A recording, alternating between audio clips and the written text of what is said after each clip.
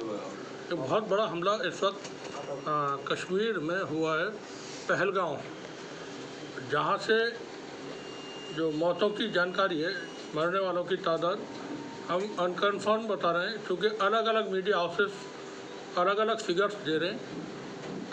30 भी बताए जा रहे हैं कि 30 लोगों की मौत हुई है और 28 का भी है और कुछ जगहों पे और डिफरेंट है। तो ये हम ये कह सकते हैं कि ये तादाद बढ़ भी सकती है। पहलगाम में ये बहुत जो हमला हुआ है बहुत बड़ा हमला है और देश की सुरक्षा में ये बड़ी चूक हुई है।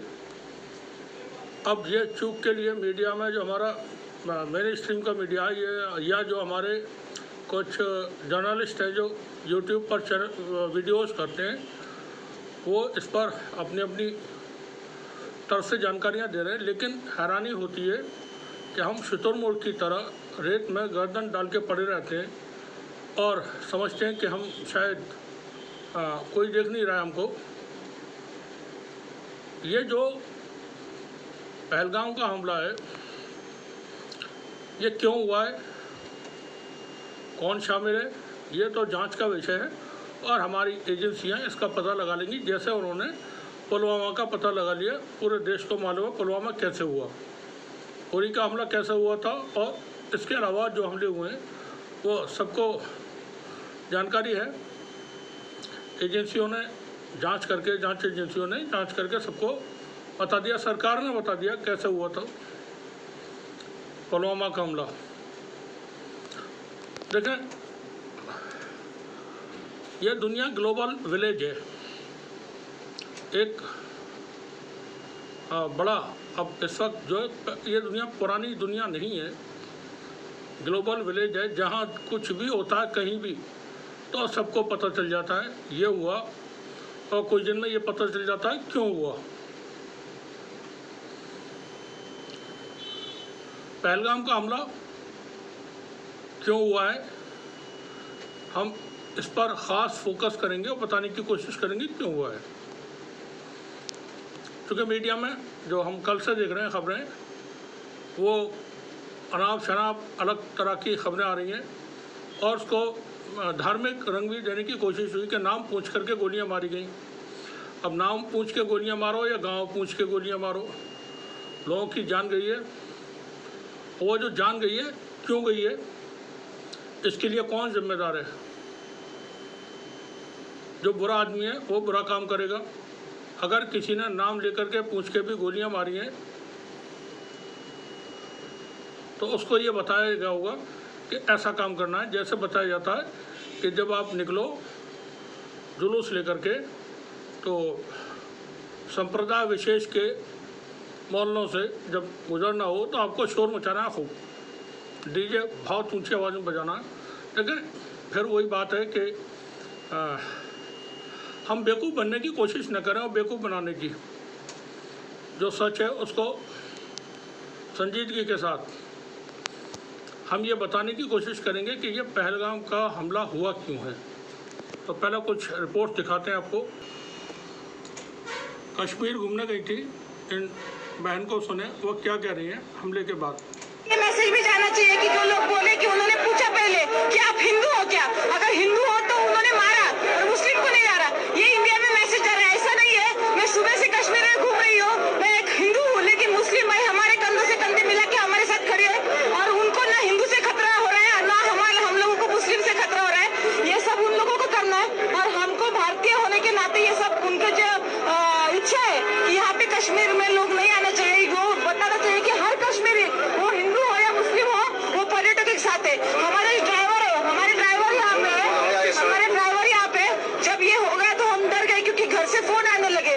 यहाँ पे तो हमारा फोन भी नहीं लगता, यहाँ पे अलग सिम कार्ड लेना पड़ता है पोस्टपेड, तो घर वाले पैनिक हो रहे थे। तो भाई ने हमें बोला कि एक बार हम हमारी जान दे देंगे लेकिन आपकी जान को कुछ खतरा नहीं होने देंगे। ये भाईचारा, ये इंडिया का, भारत का भाईचारा आबाद रहना चाहिए, भारत अखंड रहना चाहिए, ऐसा हमें लगता है। ये आपने सुना, जो भारत का खूनी मीडिया है, फासिस्ट मीडिया, आरएसएस का मीडिया, वो ये बताने की कोशिश कर रहा है पूरे देश को और दुनिया को JD वैंस भारत आए हुए हैं, अमेरिकी उपराष्ट्रपति। वो इस वक्त 4 दिन के भारत के दौरे पर हैं। भारत के प्रधानमंत्री सऊदी अरब गए हुए थे, 2 दिन की यात्रा पर वो वापस आ गए दिल्ली। अमेरिकी राष्ट्रपति उपराष्ट्रपति जिस वक्त भारत के दौरे पर हैं ये हमला होता है और भारत का मीडिया बताता है एक सेक्शन के नाम पूछ करके गोलियां मारी गई। आप इस बयान को आपने सुना, आप समझ सकते हैं क्या बदमाशियां मीडिया के जरिए भी की जाती हैं। यहाँ पर एक तस्वीर पोस्ट की गई है सोशल मीडिया एक्स पर 23 घंटे पहले। सुधांशु त्रिवेदी सटायर, वो लिखता है कब तक हम हिंदू होने की सजा भुगतते रहेंगे। ये देखें, इस हर चीज़ को एक धार्मिक रंग दे देना है। ये तस्वीर हम दिखाना नहीं चाह रहे थे, हम बच रहे थे, लेकिन हम दिखा रहे हैं यहाँ पर। आतंकवादी हमले में जख्मी एक शख्स को अपनी पीठ पर लेकर यह शख्स दौड़ रहा है, जान बचा रहा है उसकी। पहलगांव में जो आतंकवादी हमला हुआ है और जिसमें 28 या 30 लोगों की मौत हुई है, उसके तुक में, शोक में ये कश्मीर बंद हुआ है। ये करगिल का बाज़ार है शायद। पूरा ये आप देखेंगे पूरा कश्मीर वैली और पूरा कश्मीर बंद है। लद्दाख वैली और जम्मू हर जगह बंद है, जैसा ये आपको नज़ारा यहाँ तस्वीर में दिखाई दे रहा होगा। और ये लास्ट 32 का सबसे बड़ा बंद है 30-32 साल के अंदर।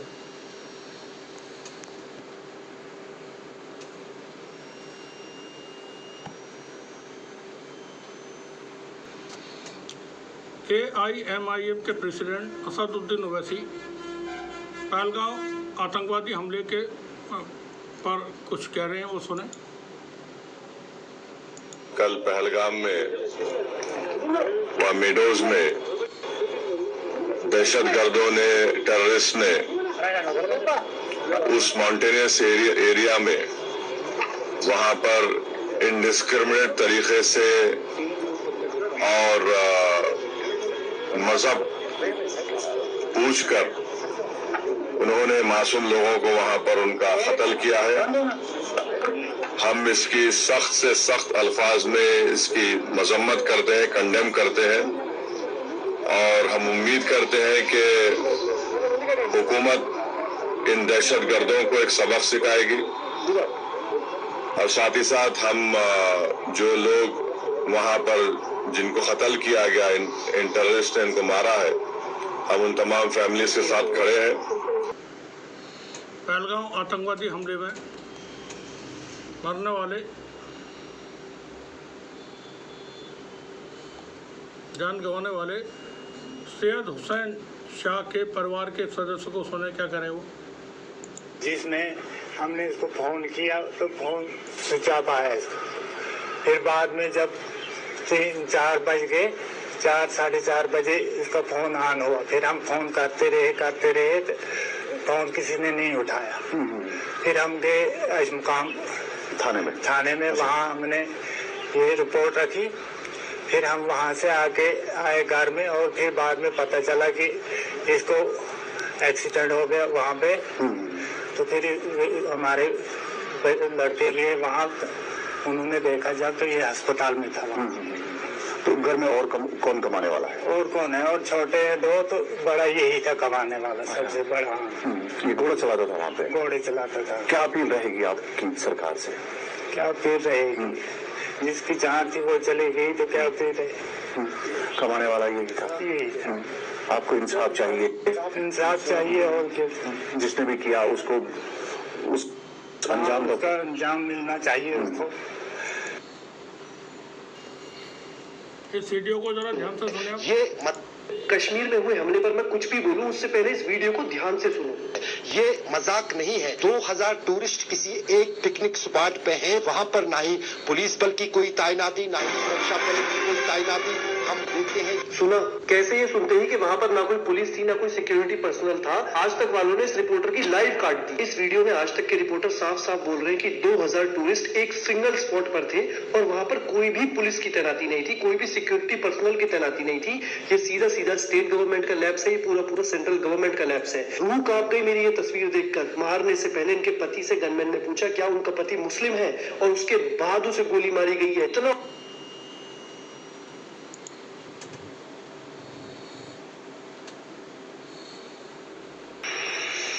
अभी हम सबको एक खबर मौसूल हुई है कि पहलगाम कश्मीर ये मस्जिद से ऐलान हो रहा है और दुख यहाँ जाहिर हो रहा है, जाहिर किया गया है मरने वालों के लिए। के कूलर होने से कश्मीर में लोग सारों तफरी के लिए तशरीफ लाते हैं और हमको इस किस्म का सवाल करना या इस किस्म का अटैक करना बुज़दिलाना है और हम पूरी हमारे मदरसा इसकी मजम्मत करते हैं। आतंकवादियों के खिलाफ यहाँ से खुला चैलेंज एक तरह से दिया गया है और मजम्मत की गई है जो आतंकवादी हमला हुआ है उसकी। पहलगाम आतंकवादी हमले के खिलाफ ये महाराष्ट्र में जमात की तरफ से प्रोटेस्ट किया गया है।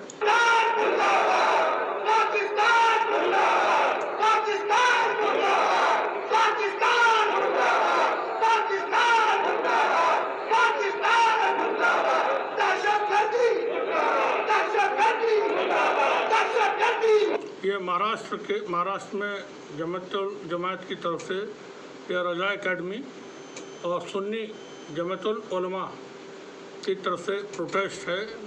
आपने नारे सुने, आवाज़ सुनी। ये बड़ी दर्दनाक तस्वीरें हम दिखाना नहीं चाह रहे थे लेकिन फिर भी दिखा दे रहे हैं। बहुत ही दर्दनाक तस्वीरें यहाँ देखें आप। पहलगाम में हुए आतंकवादी हमले पर ये कांग्रेस की राष्ट्रीय प्रवक्ता हैं निगात अब्बास वो कुछ कह रही हैं, आप सुनिए। साथियों, मैं जम्मू कश्मीर के श्रीनगर में हूँ और श्रीनगर से कुछ ही दूरी पर पहलगाम में एक आतंकवादी हमला हुआ है जहां बताया जा रहा है कि 27 से अधिक टूरिस्ट को जान से मार दिया गया है। साथियों, ये हमला सिर्फ 27 टूरिस्ट पर नहीं है, ये ओपन फायरिंग का मामला पूरे भारत के 140 करोड़ की आबादी पर है।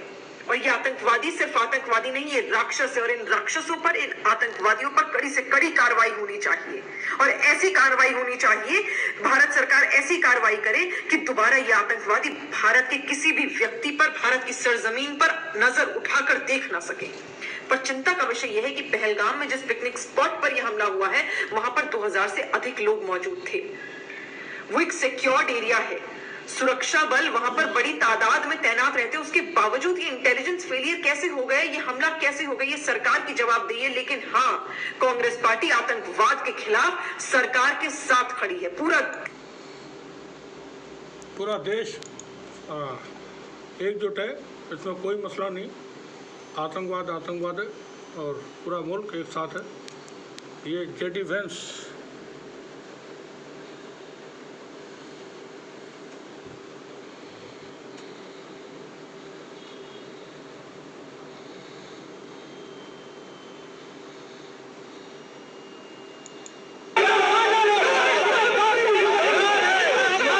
श्रीनगर के अंदर ये लोग गुस्से में हैं बहुत और गोदी मीडिया को वो बयान सुना रहे हैं खरी खोटी। ये वहाँ से उनको इशारा कर रहे हैं कैमरा बंद कीजिए। उन्होंने वहाँ पे लाइव कट किया और जैसे हमने बात खत्म की वो बोल रहा है चलो फिर से कीजिए। ये सरासर गलत है। मैं 100 किलोमीटर काट के आया इधर जज करने के लिए। कश्मीर से आवाज आई है, कश्मीर से आवाज आई है।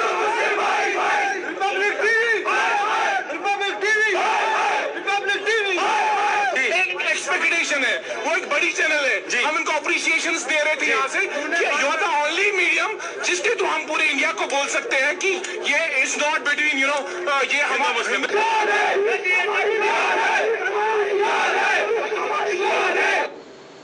तो ये मीडिया अपनी बेइज्जती, ये भारत के गृह मंत्री अमित शाह पहुंचे हुए हैं हेलीकॉप्टर से और उनकी बड़ी भारी सुरक्षा यहाँ मौजूद है, की गई है। यहाँ देख सकते हैं आप हेलीकॉप्टर में, सेना के हेलीकॉप्टर में गृह मंत्री अमित शाह यहाँ मौजूद है और वो शायद हवाई सर्वेक्षण भी करेंगे और मीटिंग वगैरह करेंगे, जानकारी हासिल करेंगे कैसे हुआ क्या हुआ। अब ये तो लास्ट के बाद की प्रक्रिया होती ही है, लेकिन घटना बहुत बड़ी हुई है ये, और इस पर दुख भी बड़ा मुश्किल से कैसे जताया जाए, लेकिन अब क्या किया जाए। बहुत बहुत हीनियस और बड़ा क्राइम है ये।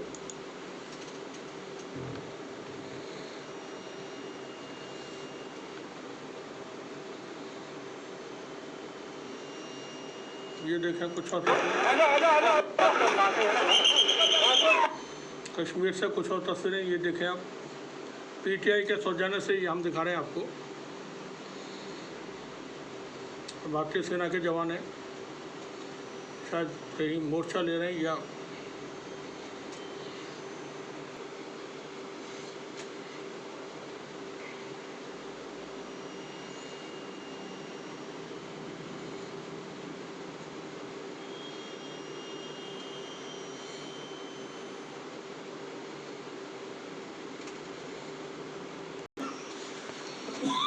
पहलगाम हमले को लेकर के पूरे मुल्क में शोक है और बहुत दुख है लोगों को, और हर जगह पर पूरे मुल्क में, चाहे वो लखनऊ हो, अलीगढ़ हो, आगरा है, दिल्ली है या कश्मीर में, ये आप देख सकते हैं उमर अब्दुल्ला मुख्यमंत्री, वो यहाँ पर नमाज जनाजा जहाँ अदा हो रही है